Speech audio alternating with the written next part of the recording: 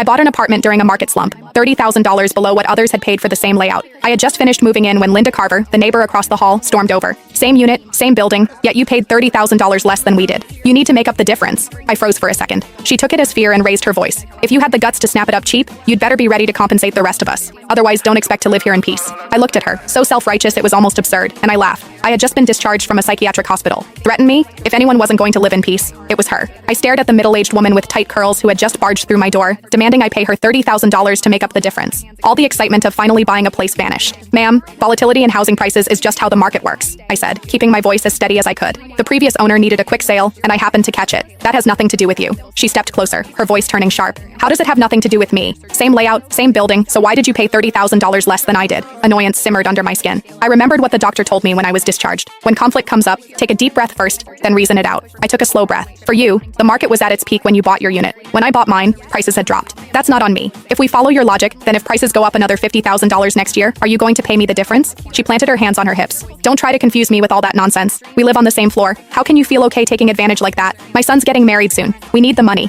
You bought it cheap, so you make up the difference. If you don't fix this, don't expect to live here in peace. I let out a short laugh, irritation bubbling over before I could respond. She suddenly lunged toward my luggage, reaching straight for my bag. Where's the money? Hand it over. $30,000 and not a cent less. A flash of anger shot through me. How could someone be this unreasonable? I was just about to pull out my phone and dial 911. The moment she saw what I was doing, she spun around and headed back to her unit. As she left, she tossed over her shoulder. If you don't pay up, we'll see how long you last here. I gave a cold laugh and ignored her, shutting the door behind me. That afternoon, I went downstairs to Harper's Corner store to pick up some essentials. Denise Harper, the owner in her 50s, scanned me up and down before asking, "You just moved in? 6th floor?" I nodded. She glanced outside, then lowered her voice. "Linda Carver from 601 just posted in the resident group chat saying you bought the place to run some kind of shady business." I froze. "What?" She sighed. "You got that apartment cheap. Their family can't accept it." She pulled up the chat and showed me. The messages were filthy. Linda Carver. At everyone. What do you reckon the woman who just moved into the 6th floor does for a living? I've lived for over 50 years. I know how to read people. What decent young woman lives alone in a place that expensive? You all know what that means. Now that you say it, yeah, that's suspicious. Where would such a young girl get that kind of money? Those kinds of gigs out there pay fast. Don't let her ruin the atmosphere of this place. Heard she's not bad looking? That makes it even more likely. Anyone got her contact? Just curious? Haha, not gonna do anything. Denise shook her head. They drove out the last person who lived in your unit the same way. Even calling the police didn't help. They won't cross the line. They just make your life miserable every single day. As she handed me my things, I asked her to add me to the group chat. "Sweetheart, just between us, if you can tolerate it, then tolerate it. Otherwise, leave as soon as you can."